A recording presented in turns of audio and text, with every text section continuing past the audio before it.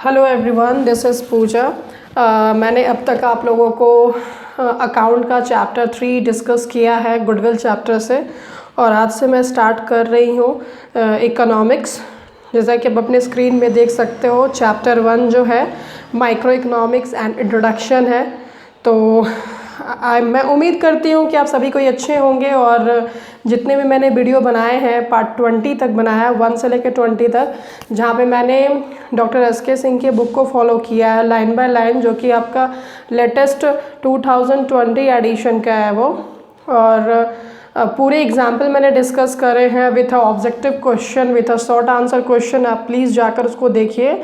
आप e commerce zone का जो प्लेलिस्ट है वहाँ पे देखना, क्लास 12 गुडविल चैप्टर गुडविल होगा, उसमें आप जाना, आपको लाइन बाय लाइन सारे वीडियो आसानी से अवेलेबल हो जाएंगे, ठीक है। और आज से हम लोग स्टार्ट करते हैं माइक्रो इकोनॉमिक्स। आपको पता ही होगा 12th क्लास का जो हमारा सिलेबस, उसमें 2 पार्ट पढ़ना है, एक माइक्रो इकोनॉमिक्स पढ़ना है, दूसरा अपने को मैक्रो इकोनॉमिक्स पढ़ना है। माइक्रो इकोनॉमिक्स जो है आपका 50 मार्क्स का है, और मैक्रो इकोनॉमिक्स आपका 50 मार्क्स का है। जैसा कि अगर बिहार बोर्ड के स्टूडेंट देख रहे होंगे तो उनको पता ही होगा कि इकोनॉमिक्स में आपको 50 मार्क्स के ऑब्जेक्टिव क्वेश्चंस आएंगे, और जो झारखंड बोर्ड के बच्चे हैं उनके इकोनॉमिक्स के 20 मार्क्स के ऑब्जेक्टिव क्वेश्चन आएंगे। रेस्ट आपके जो होंगे वो थ्योरेटिकल क्वेश्चंस होंगे, राइट। तो सबसे पहले हमारा जो चैप्टर है माइक्रो इकोनॉमिक्स एंड इंट्रोडक्शन, ये इस चैप्टर से हार्डली 2 मार्क्स या 3 मार्क्स के क्वेश्चंस हार्डली पूछे जाएंगे, क्योंकि ऐसे भी ये जो चैप्टर इंट्रोडक्शन चैप्टर है आप क्लास 11 में ऑलरेडी पढ़े होंगे, सब कुछ सेम है, कुछ चीज़ें यहाँ पे आपको अलग मिलेंगी, ठीक है। तो लेट्स स्टार्ट। और हाँ, एक चीज़ और मैं बोलूँगी, ये जो बुक मैं फॉलो कर रही हूँ, पहले बुक को भी जान जाओ, ये भी 2020 एडिशन की ही, लेटेस्ट एडिशन की ही बुक है, आपको स्क्रीन पे दिख रहा होगा। और ये SBPD का है, पब्लिकेशन की बुक है, ठीक है। So let's start. देखो, सबसे पहला जो अपना है, अपना को देखना है कि हमारा लर्निंग ऑब्जेक्टिव क्या है। तो हम देख सकते हैं, यहाँ पे आप देखोगे कि अपने को पढ़ना है आर्थिक क्रिया, यानी कि इकोनॉमिक एक्टिविटी क्या है, ठीक है। पहला चीज़ जो कि आप क्लास 9 में और 10th में भी पढ़े होंगे, अपने 9-10th के जो इकोनॉमिक्स होगी वहाँ भी आपने इकोनॉमिक एक्टिविटी पढ़ी होगी, ठीक है। आर्थिक क्रिया के व्यष्टि एवं समष्टि स्तर, यानी कि micro and macro level of economic activity, जो भी आर्थिक क्रिया हो रही है उसका माइक्रो और मैक्रो लेवल पे क्या इकोनॉमिक एक्टिविटी हो रही है वो भी हम पढ़ेंगे। थर्ड है सब्जेक्ट मैटर ऑफ इकोनॉमिक्स, हमारे इकोनॉमिक्स में कौन कौन से सब्जेक्ट मैटर आते हैं, ठीक है।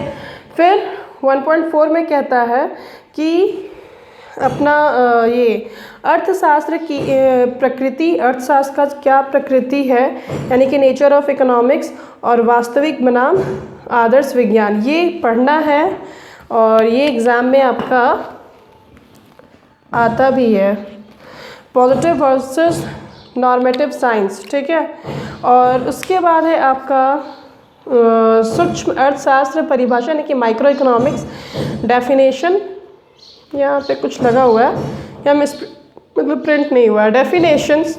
और नेक्स्ट आपको पढ़ना है that is your scope and branches of micro economics. Then आपको पढ़ना है सूक्ष्म अर्थशास्त्र के अध्ययन का महत्व, सिग्निफिकेंस क्या है माइक्रो इकोनॉमिक्स का, क्या क्या उसके इंपॉर्टेंस है, सिग्निफिकेंस मतलब महत्व, ठीक है।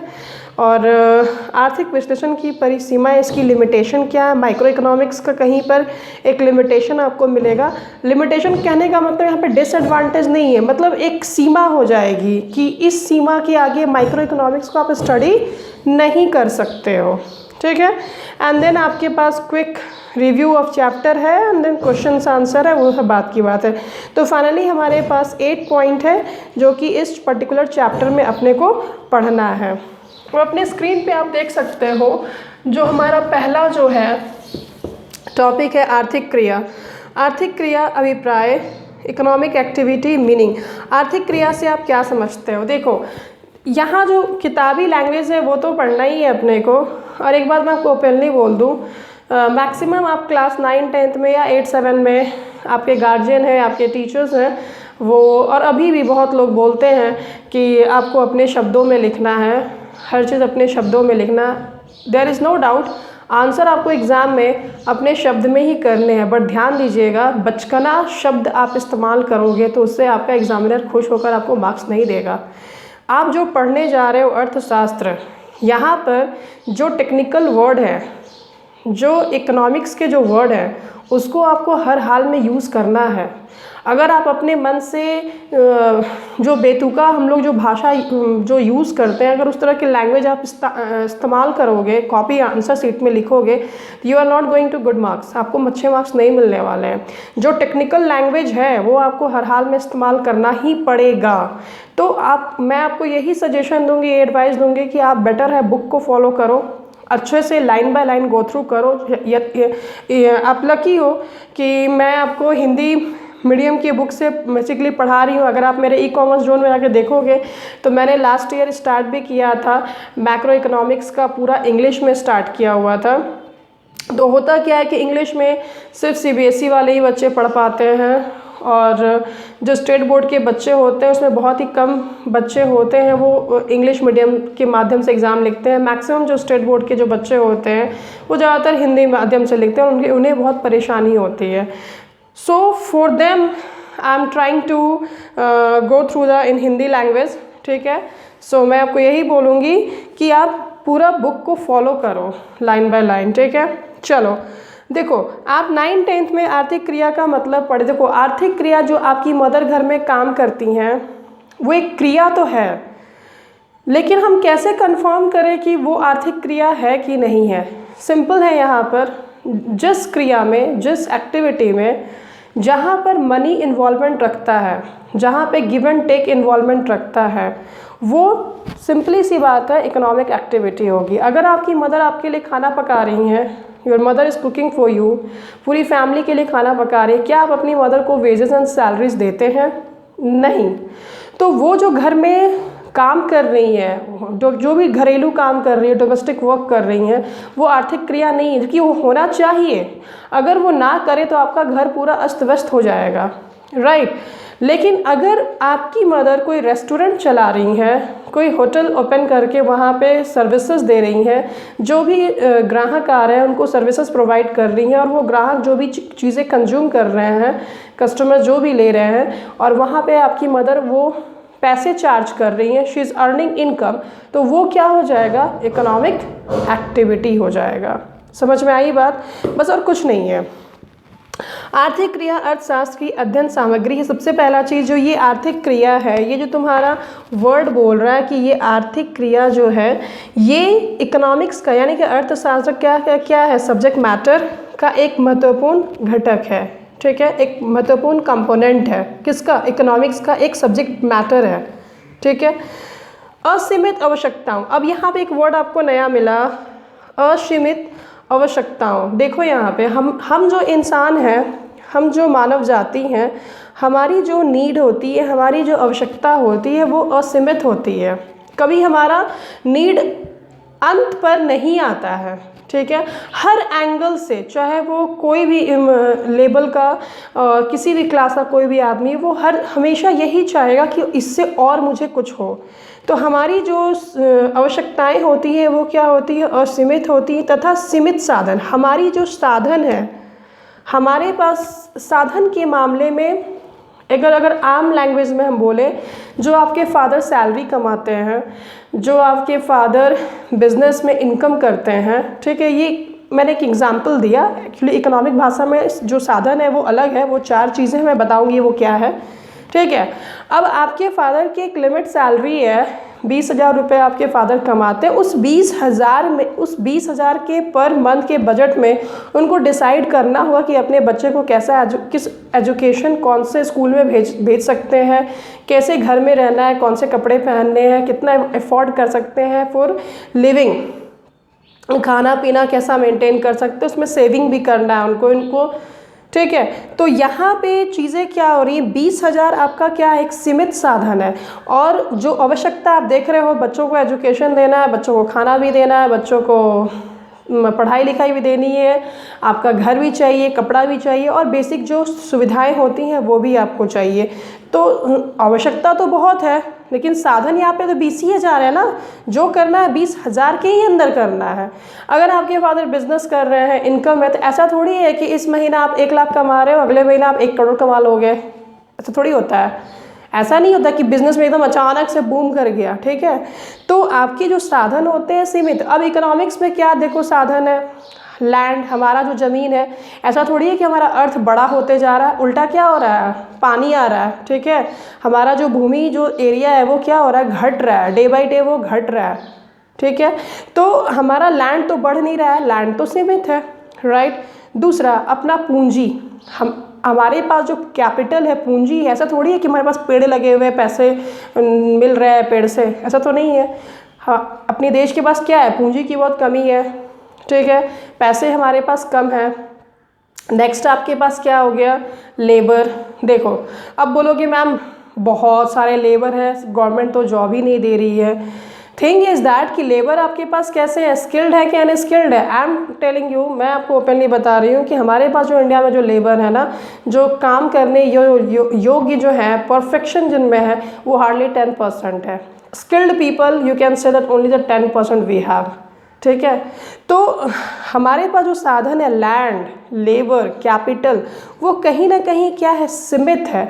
And the third is that is your entrepreneur, एक उद्यमी जो मालिक होता है, बिजनेस को चलाता है, जिसके पास आइडियाज़, व्यूज़। कितने लोगों के पास ideas and views ideas and opinion बहुत डिफरेंट टाइप्स के आते हैं।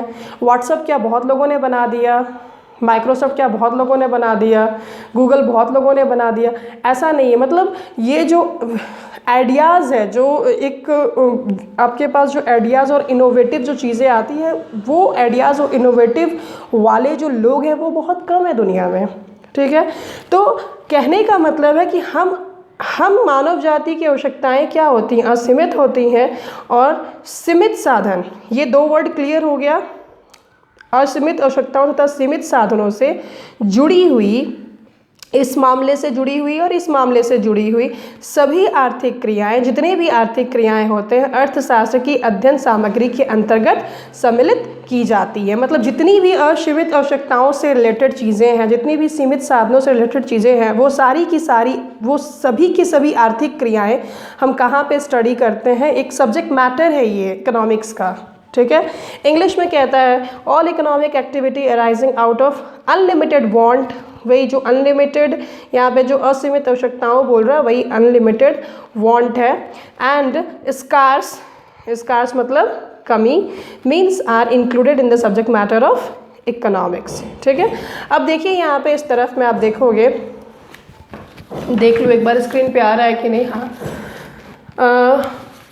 चलो यहाँ पे देखोगे कि आधुनिक अर्थशास्त्रियों के अनुसार उस क्रिया को आर्थिक क्रिया कहते हैं। आधुनिक अर्थशास्त्री जो मॉडर्न इकोनॉमिस्ट हैं, उनके अनुसार आर्थिक क्रिया कहते हैं जिसका संबंध मानवीय आवश्यकताओं को संतुष्ट करने के लिए सीमित साधनों के उपयोग से होता है। जो मॉडर्न इकोनॉमिस्ट हैं उनके अनुसार, उनके अकॉर्डिंग कहता है कि उस क्रिया, उस तरह की एक्टिविटी को हम आर्थिक क्रिया कहते हैं, उस प्रकार की एक्टिविटी को हम इकोनॉमिक एक्टिविटी कहते हैं जिसका रिलेशन मानवीय आवश्यकताओं को संतुष्ट, हमारी जो आवश्यकता है, हम क्या है, मानव जाति है, हमारी जो भी आवश्यकता है उसको क्या करना है, संतुष्ट करना, हमको सेटिस्फाइड करना है।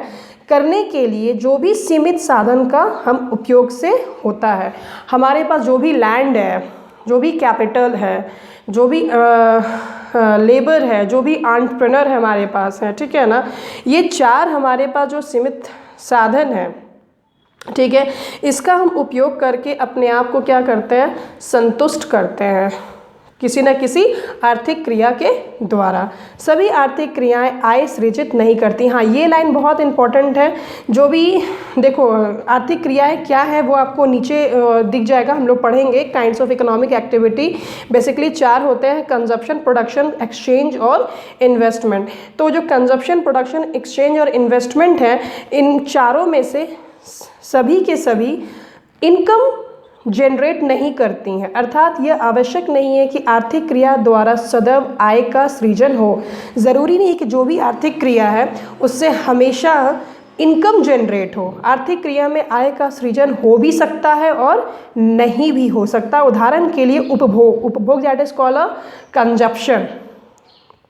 उपभोग को हम अंग्रेजी में कहते हैं कंजप्शन, एक आर्थिक क्रिया है।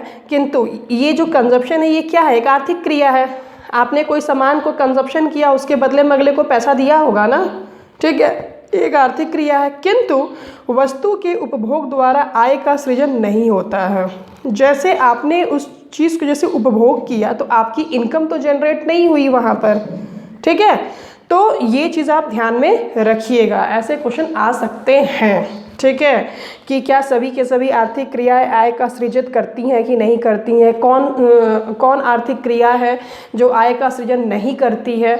तो आपको माइंड में रखना है कि जो उपभोग जो आर्थिक क्रिया है, कंजप्शन जो आर्थिक क्रिया है, ये आय का सृजन नहीं करती है, राइट। सो आज के लिए मैं सिर्फ इकोनॉमिक एक्टिविटी में मैंने डिस्कस करना है, ठीक है। और फिर नेक्स्ट वाले वीडियो में मैं डिस्कस करूँगी kinds of economic activities, because मैं पहले ही बोल चुकी हूँ वीडियो अपलोड करने में थोड़ी सी परेशानी आती है, तो थोड़े छोटे छोटे टाइम ड्यूरेशन को लेके मैं चलूँगी, जिससे फटाफट वीडियो अपलोड करने में दिक्कत ना आए, आराम से हो जाए। सो मैं अगेन यही बोलूँगी कि फॉलो करिए एंड मेरे चैनल को सब्सक्राइब करिए एंड जितना हो सके शेयर करो अपने दोस्तों को, फ्रेंड को। ये नहीं कि जलन का भावना रखना है कि मैंने पढ़ लेना है और किसी को बताना नहीं है। जितना हो सके उन अपने दोस्तों को मदद करो, बताओ, ठीक है। It's a free of cost channel, कुछ भी मैं ऐसा नहीं है कि मैं I will charge in future, मैं ऐसा कुछ नहीं करने जा रही हूँ। It's almost all free of cost about economics, account and English. और साथ ही साथ मैं बता दूं कुछ दिनों में, 1-2 दिन में BMT भी स्टार्ट हो जाएगा अपलोड आपके इस चैनल पर, ठीक है। सो मदद करिए, जितना हो सके लोगों को मदद कीजिए। Thank you so much, God bless you all.